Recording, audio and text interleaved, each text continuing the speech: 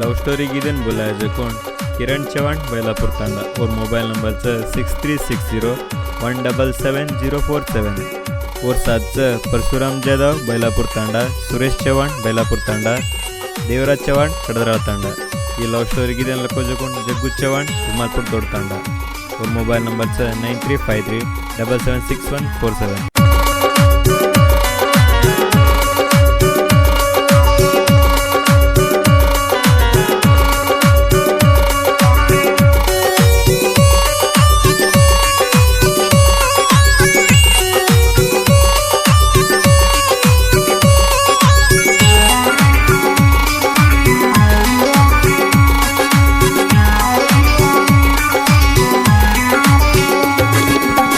चंद देख भगवान मलनाडिन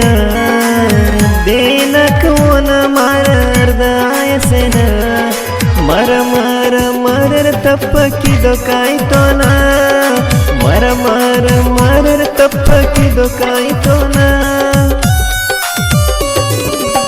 चंद देख भगवान मलनाडिन देनक ओन मारदायसेन मर मर मरर तप्पकिदो काಯ್ತೋನ मर मर मरर तप्पकिदो काಯ್ತೋನ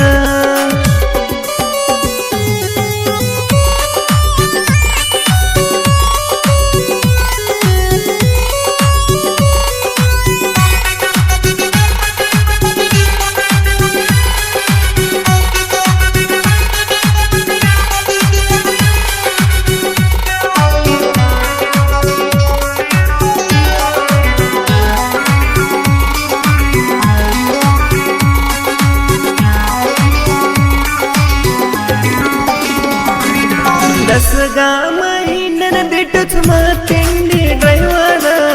सवाल घालच मरण यदन पडेनी हो वापर केरी नेदर आवाजेन चोडानी केरी पन नानकी वयसे मजलो स्टेरिंग बेळदन केन करुनी डेरिंग तार फीलिंग माई पी वेस्टिंग तार feeling my P wasting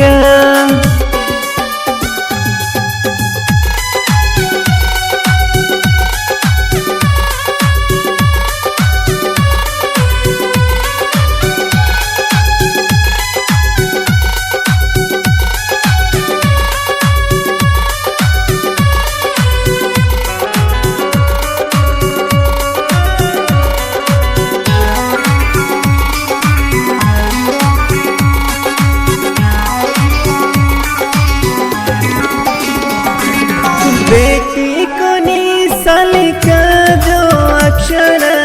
driving कतो चोरी मारा उसिरा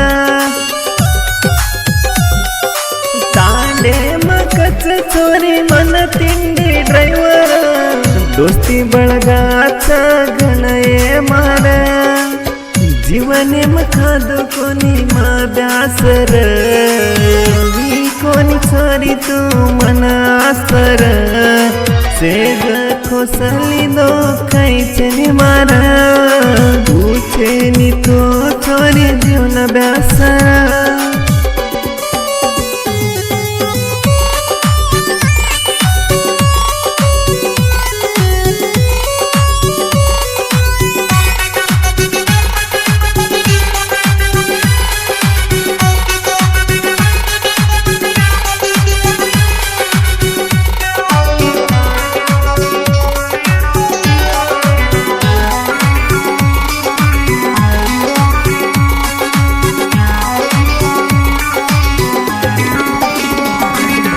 कळेनी वैसे माई सिकाई प्रेम प्रेमेची खेती किरण मामा कळेनी वैसे माई सिकाई प्रेम प्रेमेची खेती किरण मामा ढेर वेगो काई मार प्रेमा ये स्थिती चोरी दोई भळन जमा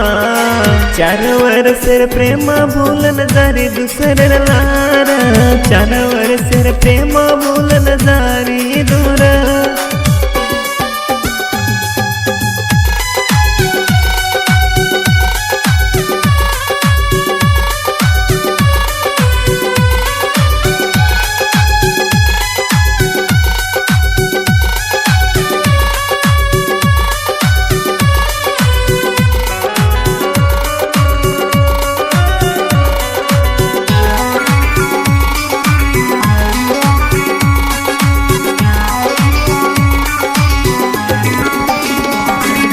बेटी कोनी साली का जो अक्षर